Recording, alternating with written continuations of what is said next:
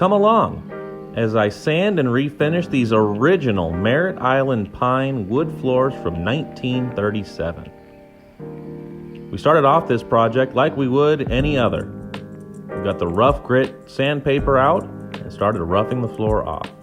We're trying to get all that old original finish off of there, as well as the dirt and grime, and expose that natural Merritt Island pine. Now you can see these floors have been through a lot. There's these stains here. This was from water damage. There's a window right above that leaked some years ago and created some water damage there. You can see behind me here as I'm edging this floor, there used to be some little like half walls there as you came in the front door. Those were torn out and they had just put some plywood pieces there. So we're going to be replacing that wood and weaving in some new.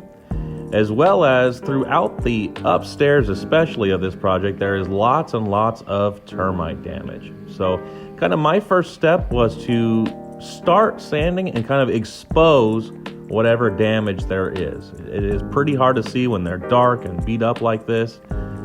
So I wanted to expose the flaws.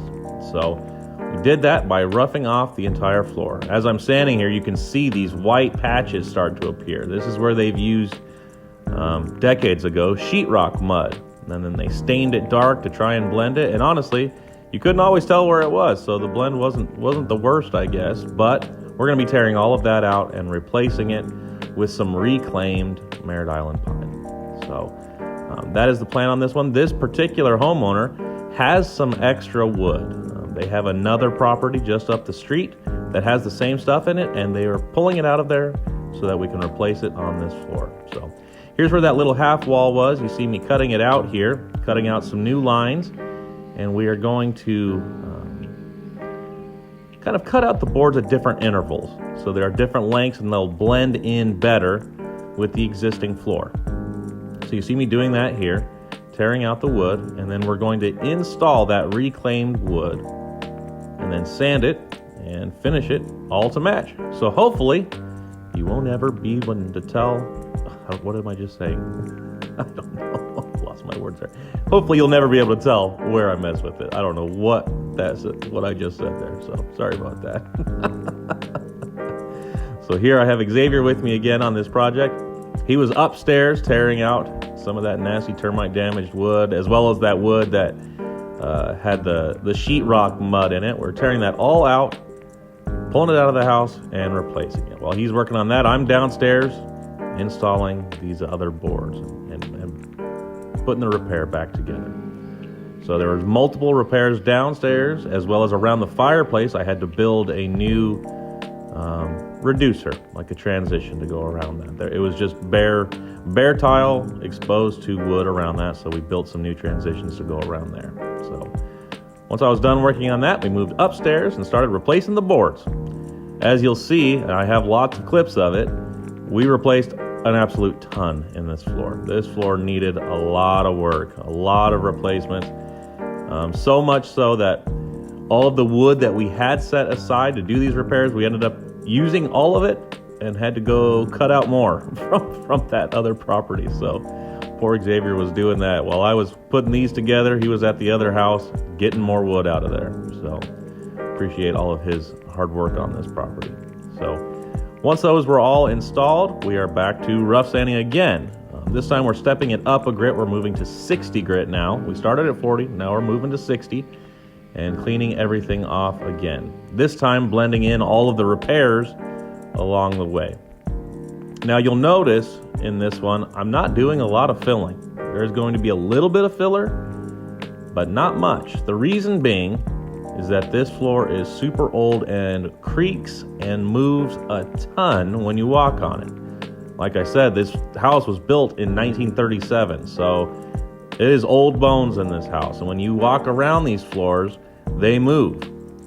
Now, wood filler doesn't move. It is not meant to flex. And what happens is as you walk on these floors with wood filler in them, they can start to crack and chip out, and it looks absolutely awful. So we decided for the most part to avoid doing the filler. There were some spots that we did hit, but for the most part, we are avoiding it on this one. We want if there's going to be a crack, we at least want it to be a nice, clean crack. And that sounds pretty weird to say, but it is what it is. It's the truth. So once we fine sanded everything with the 80 grit paper, now we are going over it with the buffer and a 100 grit screen. Once that was done and all vacuumed up, this is the next step. You see we taped off all the baseboards, and now I'm doing what's called a water pop. So this is just a sponge and a bucket of water, and I just wipe down the entire floor. What it does is it raises the grain of the wood, and it helps it to allow the stain to penetrate evenly. So it turns out for a better job, especially with pine. It's a difficult wood to stain. A lot of times it will take stain kind of blotchy and mottly. So the water pop definitely helps with that, and can give you a much better result. So it's kind of like conditioning the wood. So once the water pop was dry, we are now staining. Now this stain color is dark walnut, is what we're going over the whole floor with. So what I usually have Xavier do, as you can see, he'll cut in around the edges, and then he'll pour me a puddle, and I'll catch it with the buffer and buff in that stain. So I used to do stains kind of all by hand, where you're on your hands and knees the whole day, crawling around, wipe on, wipe off type of thing. Doing it with the buffer, I just feel like I'm getting better results. My stains are turning out much more even, just because I can, move back and forth and kind of massage it in. If it's lighter in a spot, I can put more stain there. If it's darker in a spot, we can continue to buff on it. And it just seems to get better results, as well as I'm not on my hands and knees all day. So I love that. I don't think it saves any time. It seems to take me just as long to do it with the buffer as it does by hand. But it's much easier on me. And so it's a way I've enjoyed doing these last, I've been doing it this way for a few years now. So once this stain is on, we're going to allow this to dry overnight. We did this stain kind of in a late afternoon. It took a few hours to get it done. And once that was on, we're going to allow it to dry overnight. We want it to set up nice. And then we're going to apply 3 coats over the top of this stain. So normally the stain, it only takes a few hours for the most part to dry, especially in Florida. It's been sunny and it's been hot, so the stain probably would be dry in probably 3 or 4 hours, but I like to give it all the time it needs. So we let it dry overnight.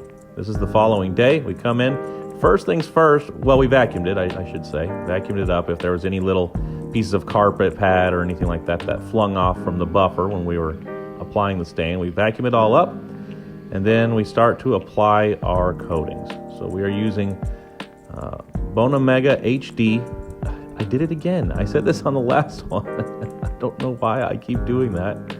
It's Bonamega 1. I don't know why I keep messing that up, so sorry about that. Bonamega 1. I get Traffic HD and Bonamega 1 mixed up all the time. I did it again on this video, but I am not going back and starting this sound over, so I'm just going to have to live with it. So first coat on. Once that dries, we come back and apply the second coat. Allow that to dry. Come back and apply the third coat. 3 coats total. And they take, especially on this day, took about an hour and a half for each one to dry enough that I could come back and apply again. So about an hour and a half in between. It is a full day of coating. We didn't finish till late in the evening, but overall, not a bad day. We buffed in between the first and the second coat. I don't think I have any clips of that as I was talking, or if I was talking over it and I missed it, but anyway, buff in between the first and second coat, and apply those final 2 coats just one after another. As soon as it's dry, we can go in and apply it again. So that was this project, and that one's in the books. I did include a couple of pictures, I believe, at the end to kind of show you how everything turned out. I hope you enjoyed this video. I appreciate you watching, and we will catch you on the next one. Bye!